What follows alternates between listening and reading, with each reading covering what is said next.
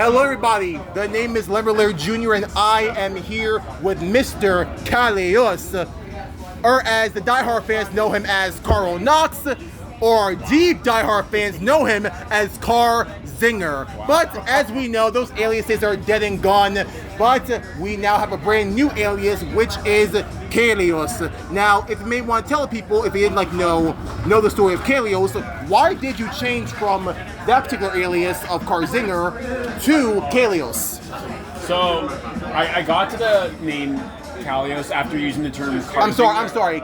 Calios, not I'm sorry, I said it wrong. It is all good. So I got to that name after having Carzinger for a while, and it had been a name for Carzinger, I don't know, 5 or 6 years, and I never loved it. But before picking Carzinger, like when it was first getting started, like every name you pick, it's kind of like someone loves it, someone hates it. So like I picked Carzinger, which was a combination of my first name and last name put together, and just kind of like called it a day. But like I never actually loved it. But I was like, every name I pick, someone's gonna love it, someone's gonna hate it. So I'm gonna pick this and go with it. And then after 5 or 6 years, I was like, if things start to pick up and I have a name I don't love, like this is really gonna sit with me and bother me. So then I ended up changing to Calios, and that's been the name ever since. So I'm curious to know, like, what was like the song or the moment that made you think what I'm doing, it's going somewhere. It's time to change this alias, something that people can take me more serious as. So that's a good question. But the funny thing is that there actually wasn't like one moment where I was like, oh, I need a new alias because things are picking up. It was actually kind of the inverse of,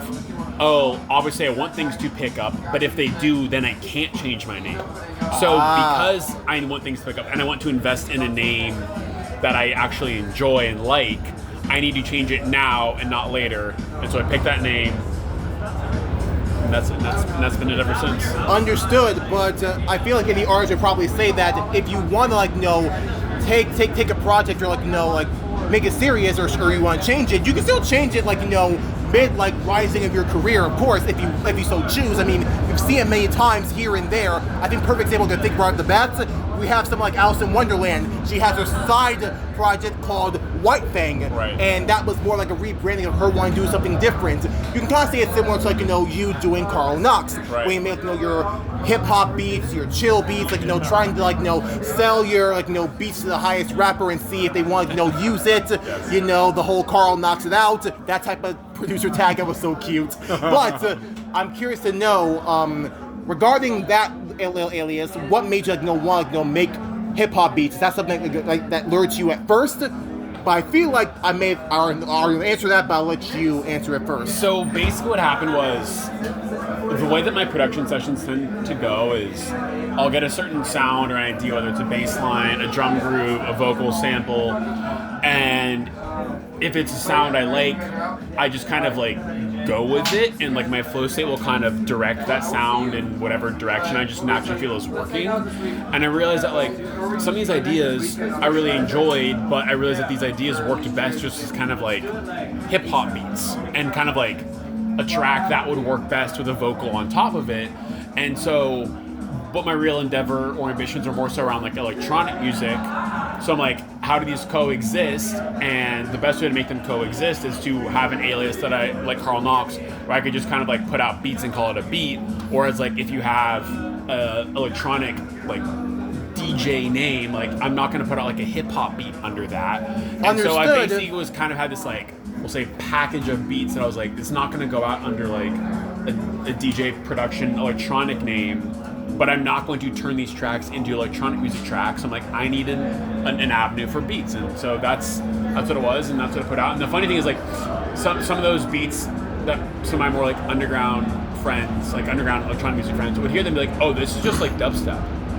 But because I'm sorry, who are these friends again? So so the thing is it's not like bro step or rhythm or tear out, but right, it kind of just really bass heavy wubby stuff that it's not literally UK dubstep, but they're saying just kind of why this doesn't need to be a beat. And then also kind of changed my perspective a little bit on what is a beat versus a song you can play out. I mean, not all of my tracks, it was a handful of them, but it was an interesting thing to hear some of my friends who have a different sound palette than I do listen to some of those tracks and be oh, there's a lot of dubstep influences and tropes behind some of these beats. Understood. So I'm just curious. I was gonna say that's what you said at first was kind of debatable because I feel like some of the beats you were making, they could have probably worked in some way, shape, or form, maybe a reimagining of it. Because I feel like what you made as Carl Knox in that particular mode could have worked maybe in a live show. I feel like my perfect example to think of right off the bat, Indiana Jones.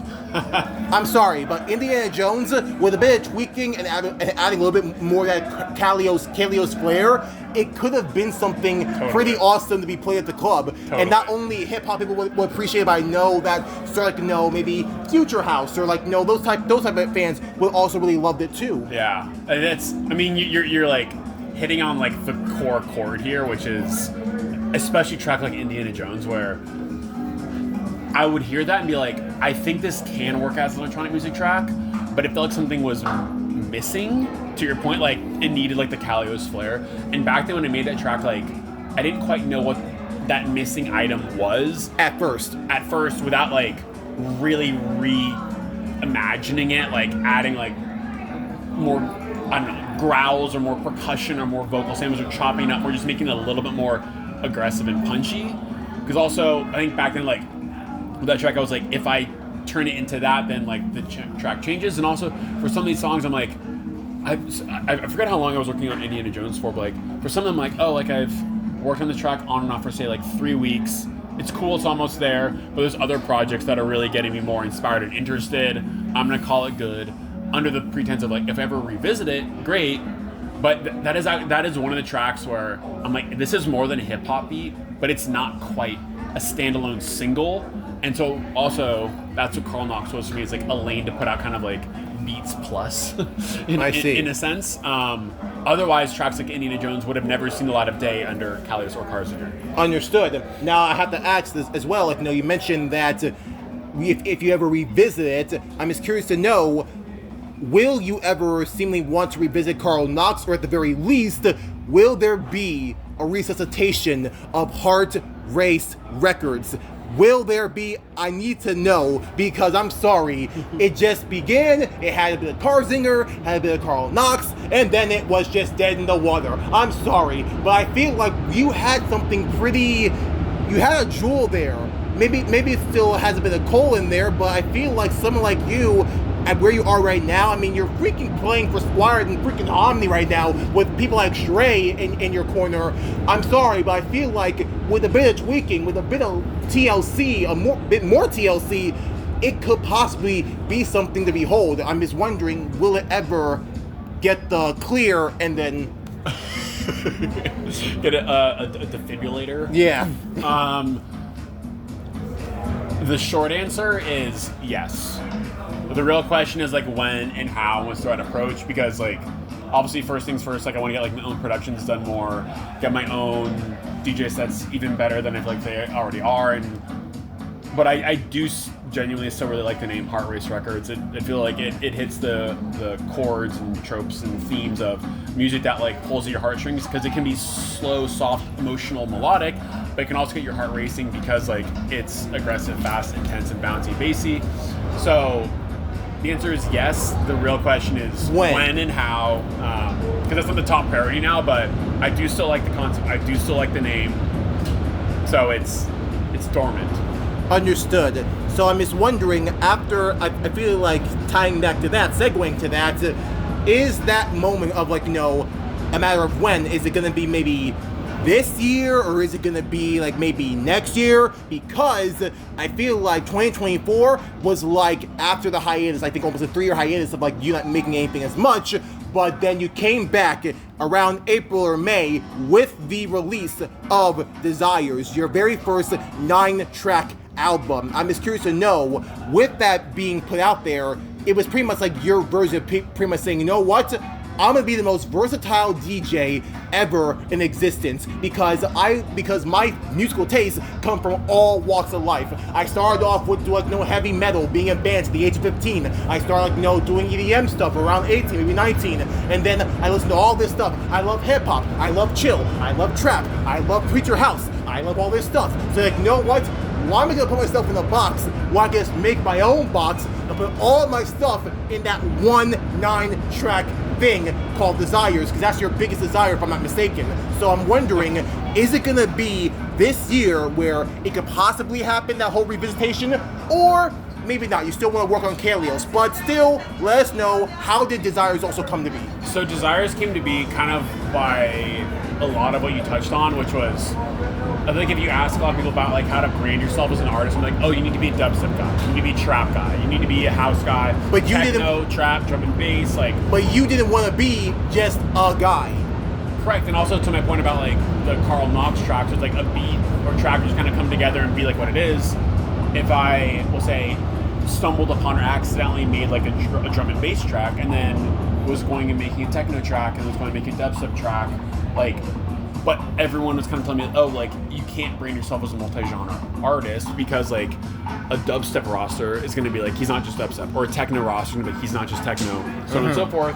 And it kind of bothered me because I'm like, I can never just do, like, one genre. Like, I like, if it's bassy, groovy, low end, whether it's happy, dark, slow, fast, like, I'll probably be at a minimum interested in it. And so Desires came to be of, like, the hiatus was not intentional, but it just kind of like happened accidentally, and then I realized I had these like handful of tracks that I wanted to put out because there had been about a 2.5 year gap and these songs were just going to sit on my hard drive. Putting them out as singles after this hiatus felt like just like a not well done like launch of these tracks. I was like, you know what, like screw it, I'm just going to package these 9 tracks together. It showcases my diversity. It might not be the most like optimized like brand or identity of like what an album is, but I'm like, I'm doing this album for me so I can give myself some clearance on like, look, like I can't be like a one genre artist. This album is can't be a one trick pony. Correct. And this album is going to be a representation of that. And if all that comes out of this album is people realizing like, oh, this guy's like not just a one genre guy, like then that's a win for me. And so the name Desires also came out of, you know, there's a lot of different like lanes look at, but basically the simplicity of I have desires to do all these different genres. I can't pick just one. And so let's package it all together, put it out, and call it a day. Understood. Now I'm just curious to know regarding some of the recent shows you're playing now after the whole like, you know, revitalization of Calios. What is like the intention now? Because it seems like when you played it with Squire with like, you know, back-to-back TallBrownDude, aka Stray, like so much Stray, yep.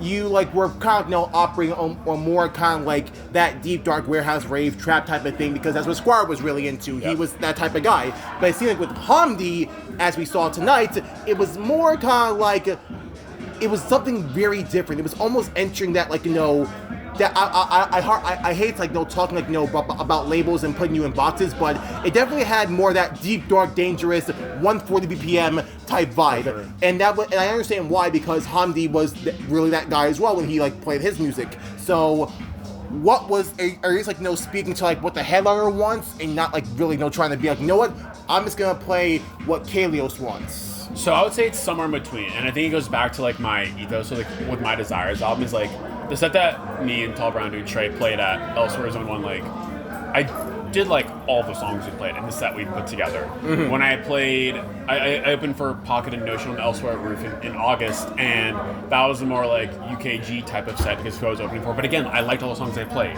Opening for Hamdi, like I know kind of what type of stuff he plays, and everything I played today I like. But also like parts of like my record boxing collection that like didn't come out in those 2 sets are kind of like the darker European rave techno type of sounds or drum and bass sounds or even dubstep sounds. And it's like, but the point is like I really do love both lanes of these electronic music, and there is a bit of a divider separation between, let's say, like the underground ravier world and like the more like commercial loud cinematic like EDM type sound. But like I do really enjoy both. And so a set like this, like I'm gonna pick songs and vibes that I really like because I do enjoy playing this stuff. But if I'm playing a more headier underground type of stuff, I'm gonna curate it that way. So basically it's like I'm never gonna play a song or a vibe I don't like, but I will curate it to the venue, the other people on the lineup, what I imagine the crowd's gonna kind of be into. Because I think like a successful DJ, just like you read the room in the middle of a set, you should also read the room before the set, you know? Right. And so it's, I've never played a set that I've over curated to just the lineup and played stuff I haven't liked. So it's basically like, if it's if it's dark, it's groovy, it's bassy, but approachable, I'm probably going to be into it. Understood. Now, regarding what we saw tonight with Hamdi and like playing for it, first things first, let me just get the elephant question out of the way. How did it feel to open for Hamdi? How did it feel to have him be like, know what? We will put you in this little pre-party lineup before Hollow. Honestly, like pretty surreal in a sense. I mean, there was times like during the set, like where I don't know, it kind of like hit me like, oh, like this room is packed full of people. I'm surrounded by people. Everyone's digging this. Everyone's jumping up and down.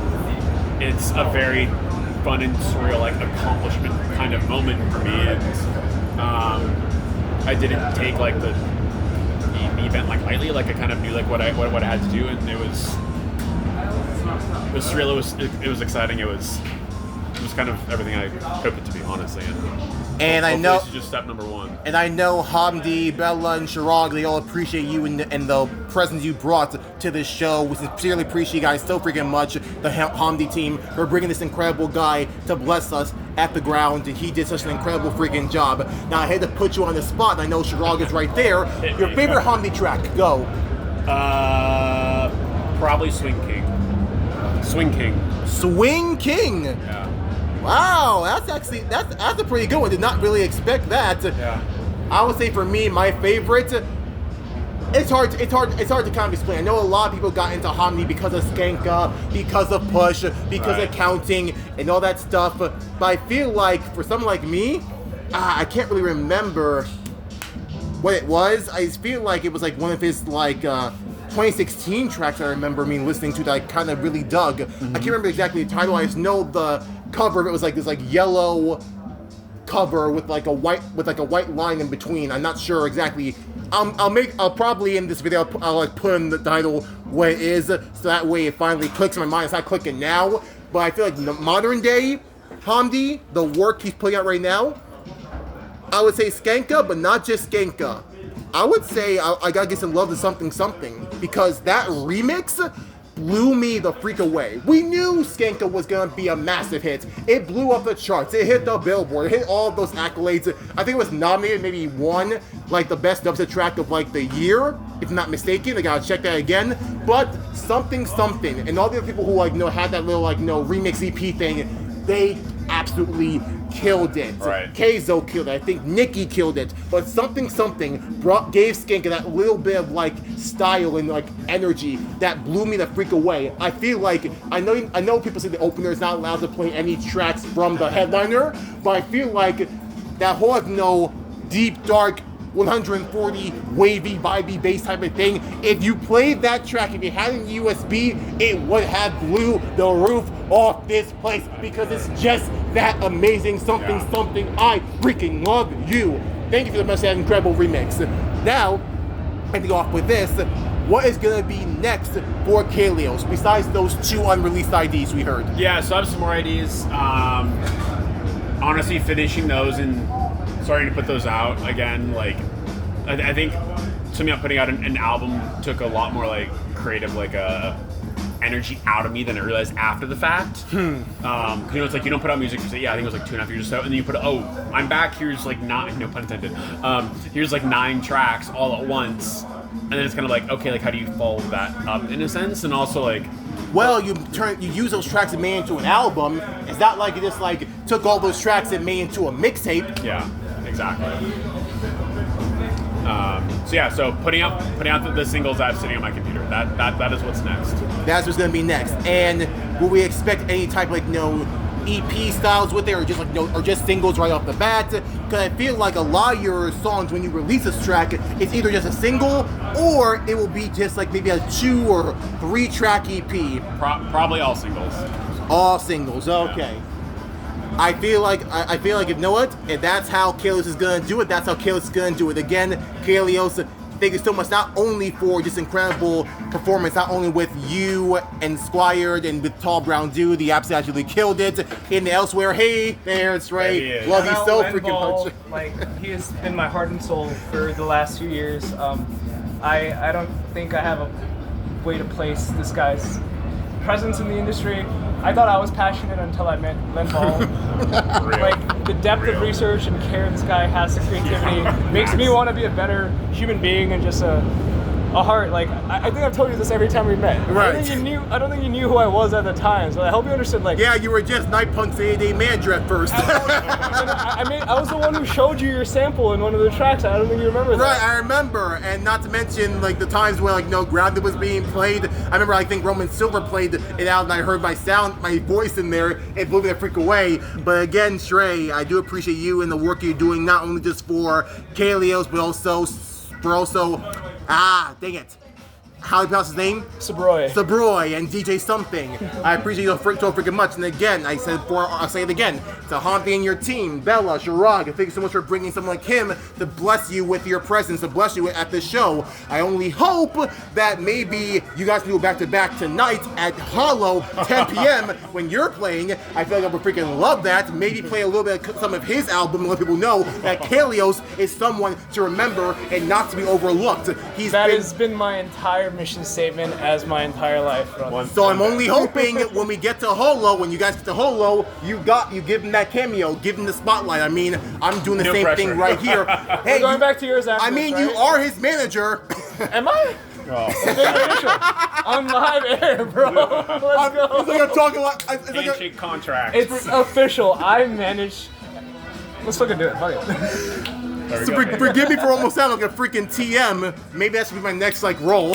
But anyway, It'd be great. Calios, thank you so freaking much. Thank you. Trey, TallBrownDude, thank you so freaking much. An absolute honor to not only be your friend, but be a part of the team and this highlight people like you, because I feel like people like you deserve the shine, deserve the love, and I feel like the sky's the limit for you, man. There's so much more that's gonna be completed by you, and so many people already notice you. I mean, freaking Hamdi noticed you, H-Gods notice you, Squire notices you, and so many people out there. So again, thank you so much for the work that you do. Thank you so much for watching and listening. We gotta get these people to Hollow so we can really how do I say this? Really leave our freaking mark in the last date of the Abomination tour. That's not, I was Abomination or Absolution. I think it's Abomination, yeah. But again, thank you guys so much for watching and listening. Thank you, Hamdi. Thank you so freaking much. Trey, thank you so much. And Cailos, a big shout out to Len Ball for just being the ultimate human being. Thank you. I honor and blessed. Again, I'm just grinding and working my way up to still letting people know, incredible people out there. That's just what I love to do. This is literally, I think this is interview number 94, I believe. So I'm nearing my 100th interview, and again, let's make that special. I'll put it out there. I'm saying right here, right now. I may have already told you, my 100th interview right off the bat is gonna be Subtronics. I really want to have that talk with him.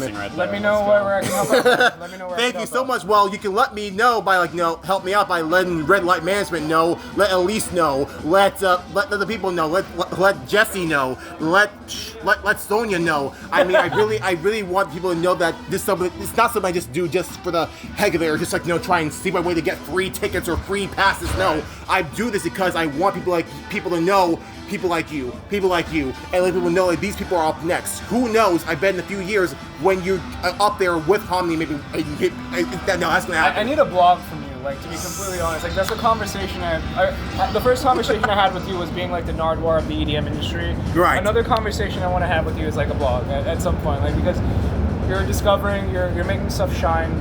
But let's catch up. Let's have a proper conversation with these days. Definitely. Thank you again so much, Shrey. And again, thank you so much for watching and listening. This is Lumberlord Jr., Calios, Shrey, TallBrownDude, signing out. Love you guys so much. Peace.